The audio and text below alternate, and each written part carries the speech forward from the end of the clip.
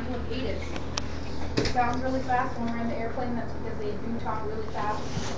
So know what it sounds like and what you're supposed to look for. Example is the name of the airport, Centennial Airport Information Uniform, 11:45 Zulu, weather. Wind 330 at 11, visibility 30, 30 miles, 8,000 feet broken, temperature 21, density altitude, they give you your altimeter.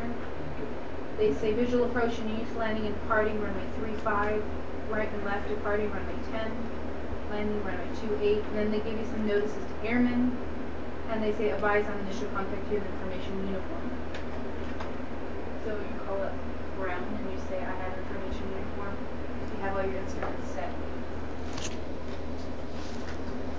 That's what a flight service station looks like on 513. Flight service station provides you with weather briefings, en route communication, and search and rescue services. When you call to get a weather briefing, it's not typical, I don't know, these computers in here, it's called DUOTS, the system that we use. Basically it goes through them and gives you a weather briefing that you can scroll through on the computer. But what is like old school is where you call them up, 1-800-WX-BRIEF, B-R-I-E-F, and they'll say, Memphis Flight Service Station, and you say, can I get a weather briefing please? And they get all the information that you type in. You say, I'm departing Golden Triangle, I'm going to Tuscaloosa, I'll be there at 2,500 at this time. And then they say, okay, Mrs. Greer, well, you're going to take off and you're going to encounter this and that. There's going to be clouds at 3,000 feet, but it looks like it's going to be a smooth flight. And they'll just talk to you your whole flight. And they're like, there's a crane, so be careful when you're turning. That's the old weather briefing style. And that's typical because, I mean, you don't usually, new age, I guess, you're going to be using computers all the time. They'll find you if you're lost or if you crashed. They're going to be the first ones that know you crashed. When you schedule a flight plan,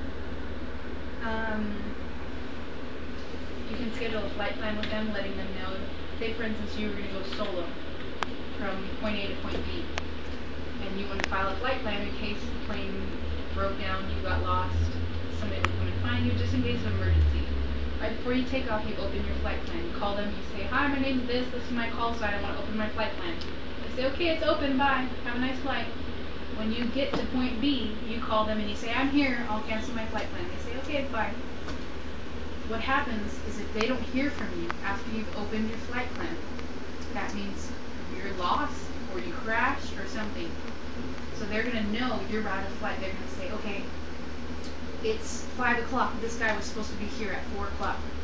He's not there. This is what kind of aircraft he was flying. This is what color it was. This is where he departed. And they're going to know exactly where they can find you. You know what I mean? It's nice when you're flying across, you know, a long ways on cross country.